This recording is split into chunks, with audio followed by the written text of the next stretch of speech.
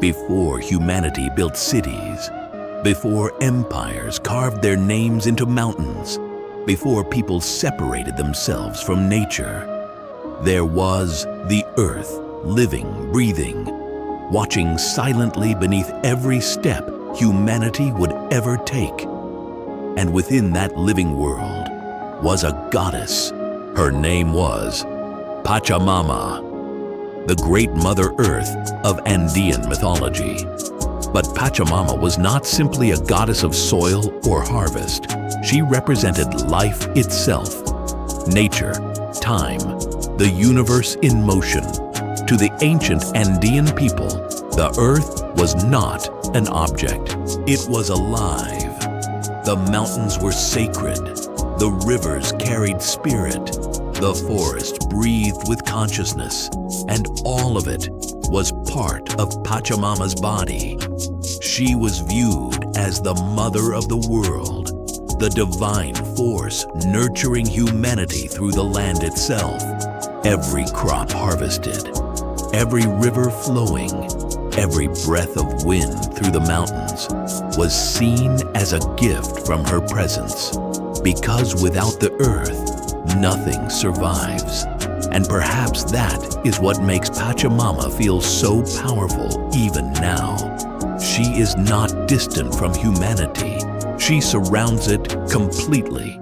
Ancient civilizations often imagined gods above the sky, but Pachamama existed beneath people's feet, within the ground itself, within nature, within life. She represented the understanding that humanity does not stand above the world, but belongs to it. And that idea feels almost forgotten today. Modern people often treat nature like a resource, something to consume, something separate from themselves. But the ancient Andean worldview was different.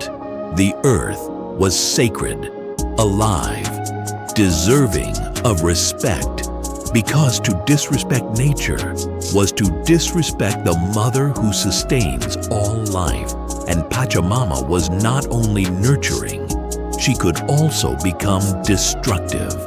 Earthquakes were believed to be manifestations of her anger, a reminder that nature gives life but can also reclaim it instantly. And that duality is important, because true nature is not only gentle, it is powerful, unpredictable, immense. The same earth that grows forests can split open beneath civilizations.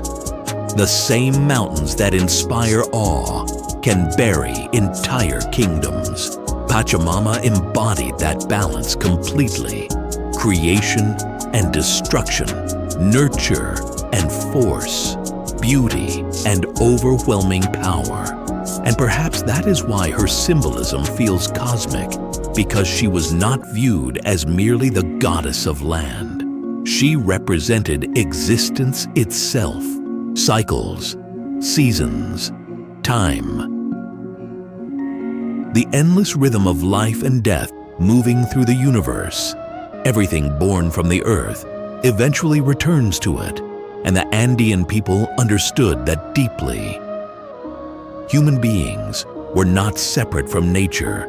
They were temporary expressions of it, just like rivers, trees, storms.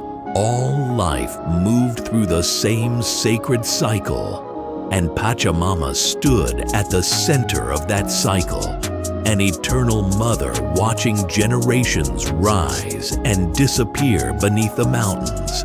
That is why offerings were made to her: food, drink, prayers returned to the earth itself, not out of fear alone, but gratitude.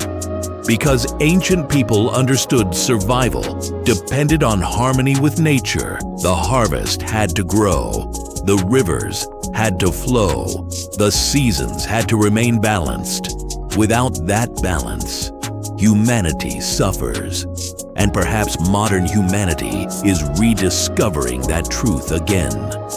The more disconnected people become from nature, the more spiritually empty the world begins to feel. Because deep down, human beings still belong to the earth, still depend on it, still search for connection to something larger than themselves. Pachamama symbolizes that forgotten connection, the reminder that the universe is not dead matter, but living energy, moving through mountains, through oceans, through forests, through humanity itself. And perhaps that is why her presence feels so peaceful, yet overwhelming at the same time. She is the calm beauty of sunrise over mountains, the silence of rivers flowing endlessly through valleys, the feeling of standing beneath the stars and realizing how small, yet connected, you truly are. Pachamama reminds humanity that life is not only about conquest or control. It is also about harmony, respect, balance, the understanding that people are not owners of the earth, but children of it. And maybe that is the deepest lesson hidden within her mythology, that humanity survives not by dominating nature, but by learning to live alongside it. Because the earth is not simply beneath humanity, it surrounds humanity completely. In the end, Pachamama is not just a goddess. She is the living soul of nature itself, the cosmic mother breathing through rivers, mountains, forests, and skies. A reminder that every breath, every step, every moment of life is connected to something ancient and eternal. The question is, has humanity forgotten the mother that has carried it all along?